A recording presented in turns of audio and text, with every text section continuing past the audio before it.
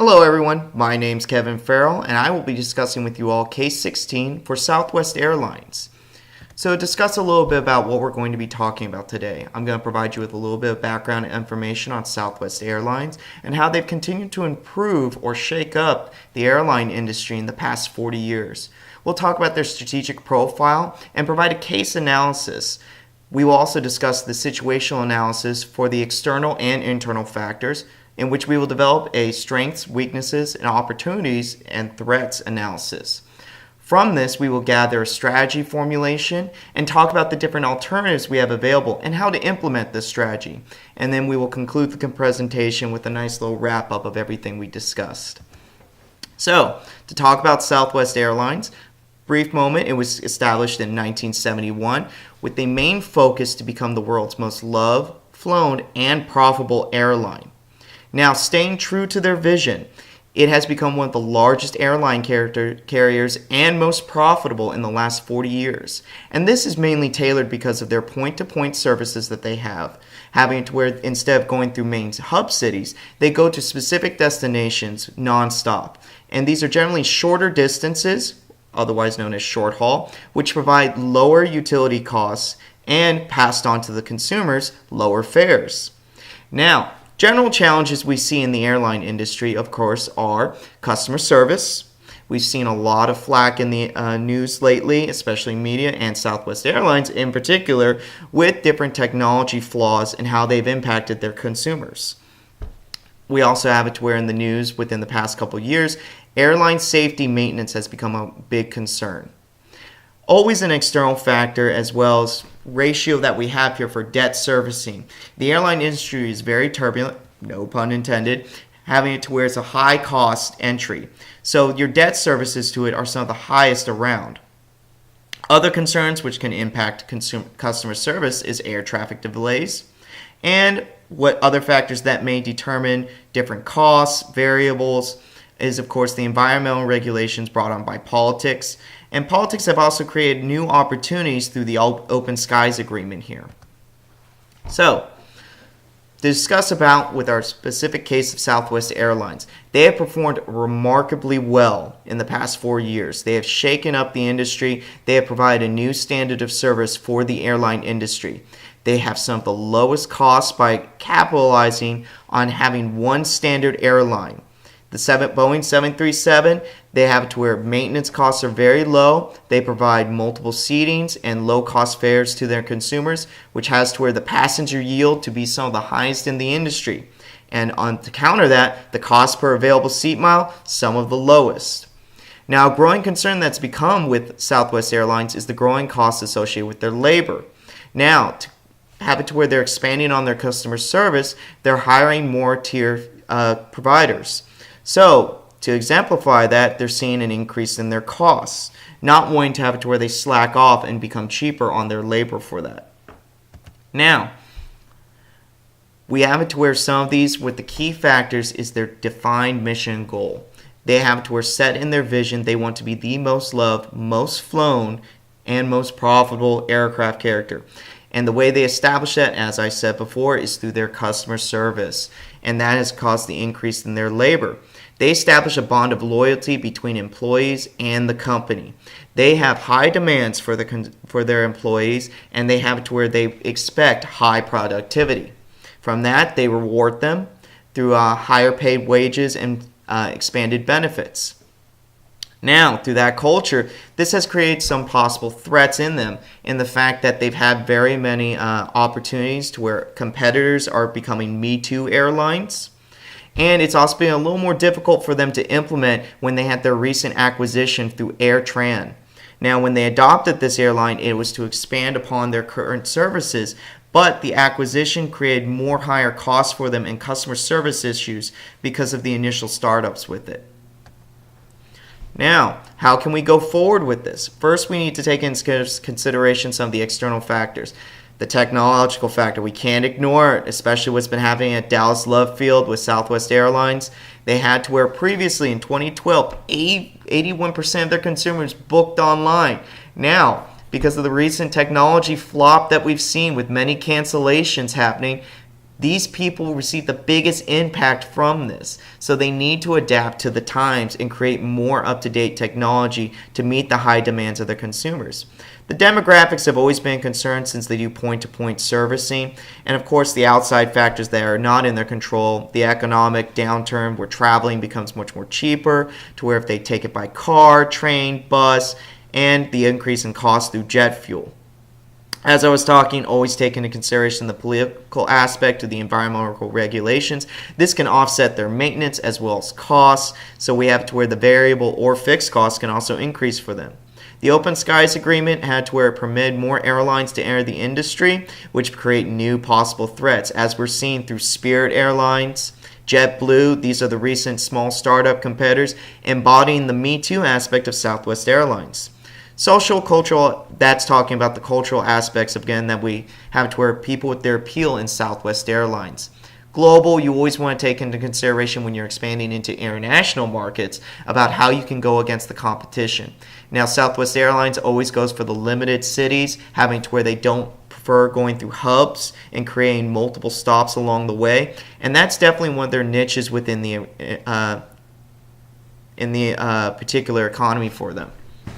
Now, taking in consideration their internal factors here. Oh, I'm sorry. What we have here is first also our different, what I was summarizing there, how we have the supplier power, where oil and fuel companies, aircrafts, different airports, employees, how they all come into a factor to where they can increase those costs. And then talking about the new entrants, this is brought on by that political factor I discussed, to where you have national foreign airlines entering into the market to provide new services for them at cheaper alternatives. Their current rivalry that we see is between Continental and United, which had those recent mergers to have it to where they become more stable within the economy. But Southwest Airlines is still holding strong. They haven't had any mergers and they haven't changed their vision on it, but they have acquisitioned AirTran recently, which created a little more problems than they had expected.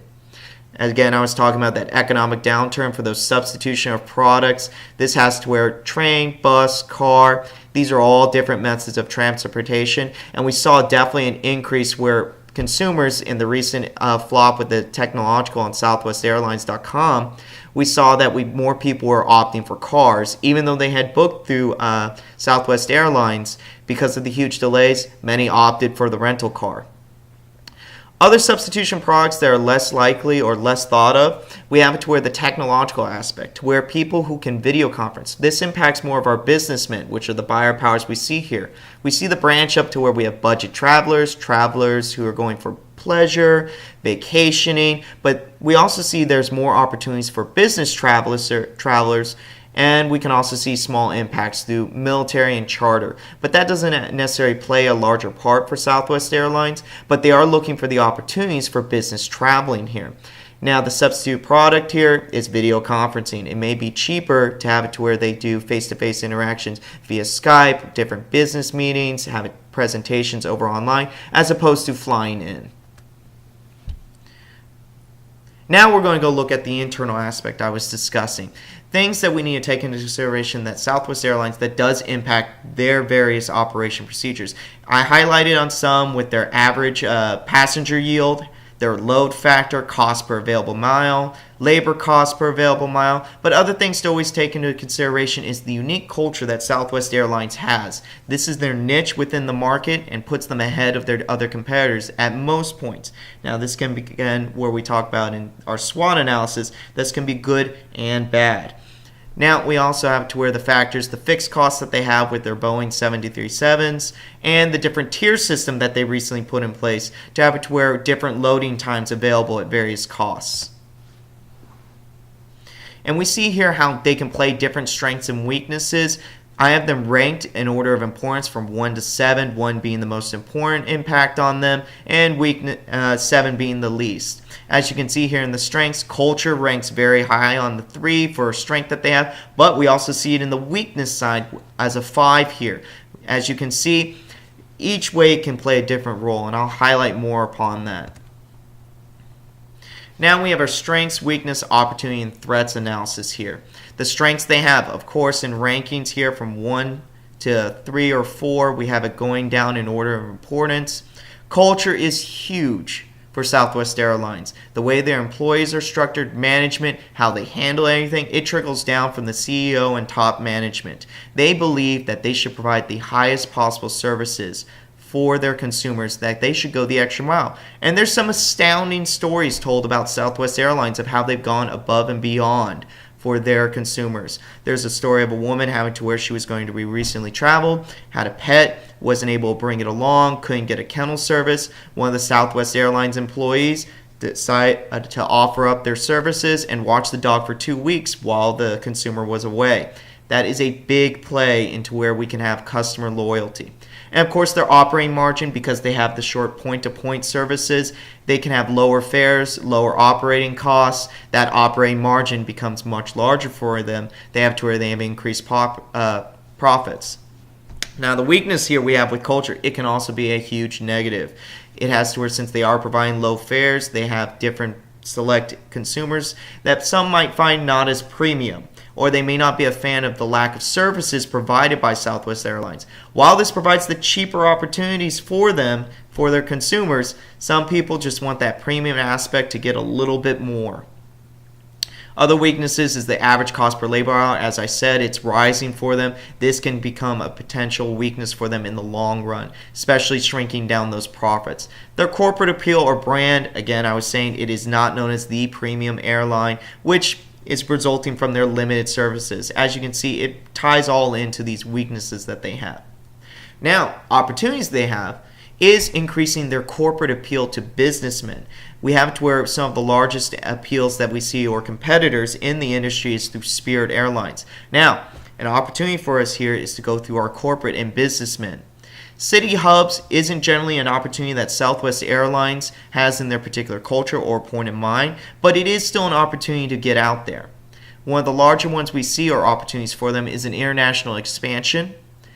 And we also have to where there's opportunities if they upgrade their technology services for consumer integration.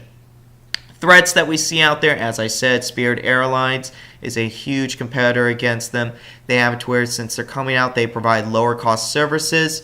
They also have it to where the threat with Southwest Airlines, in particular, as we've seen in the news, technology can be a huge threat against them. So they really need to get aware of what they have and how to update it. And then the rising operation costs, which could be from jet fuel, environmental regulations, other external factors that we discussed before. So, different strategy formulations we have here to improve upon or the direction that Southwest Airlines can go. As I said, one of the huge opportunities for us, international expansion. We have it to where this has an increased market, increased buying power, and consumer appeal, especially for our business and pleasure travelers. They have it to where they're willing to go to spot destinations and point-to-point at low costs.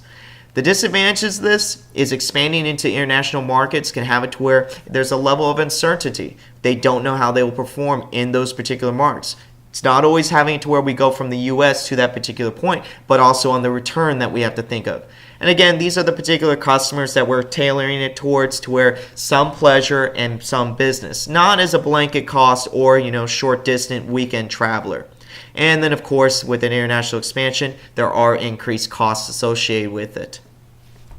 Now, the second one, our corporate appeal, as well as creating a higher brand, this can create higher loyalty returns from consumers, especially the businessmen. They have to where they provide consistent low fares, they will keep coming back, have to where increased returns, and increased sales. The disadvantage of this, if it doesn't always appeal or the right pricing, and losing out to possible alternatives out there. And creating a more corporate appeal can create a higher cost in branding, as well as the past perception. Again, it's not known as a premium outlet. So we have it to where here with our rebranding structure, sometimes the business travelers want a little bit more for their buck. Now, the third option we have here is consumer integration. This has to where we make it more hands-on, increase our technological factors. Now, the advantage of this is it creates increased market awareness because of the consumer data provided. And consumers through integration may feel more on hand or control in their operations, which can create more loyalty and increased returns. The disadvantage of this, again, the technological overhaul has to where it's high expense, may not bring returns quickly, so short sale. And then, of course, the data cluster, having to where we build up too much information and how to apply this. So you would have it to where Southwest Airlines would also need to incorporate a business intelligence on how to decipher the data. I apologize for that.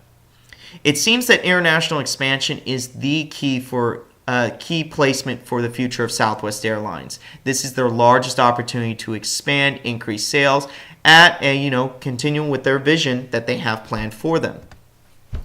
Now, how would we implement this?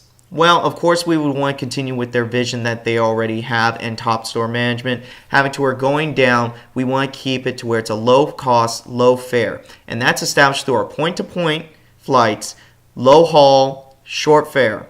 We want to minimize the operating fuel costs. Now, their current fleet, Boeing 737, works well for them. And in their short distances for international travel can also be opportunities for them. We see this as a possibility between here, Canada, Caribbean islands, Mexico. So if they maintain their current fleet and actually expand upon those services and more Boeing 737s and not provide alternatives, other Boeing flight commercials for them, they have to where they can increase their purchasing power and overall low maintenance costs because they're renegotiating their contracts for this and create more stability for maintenance. Now, the current vision for Southwest Airlines has been the expansion of their routes by 6%. So we're going to continue with their current corporate structure, having to where they have new gating options available to them. When they're expanding their market this way, they have it to where with their corporate alignment, they've seen actually a non-fuel costs decrease by 1 to 2%. So this helps create those increased profit margins for them.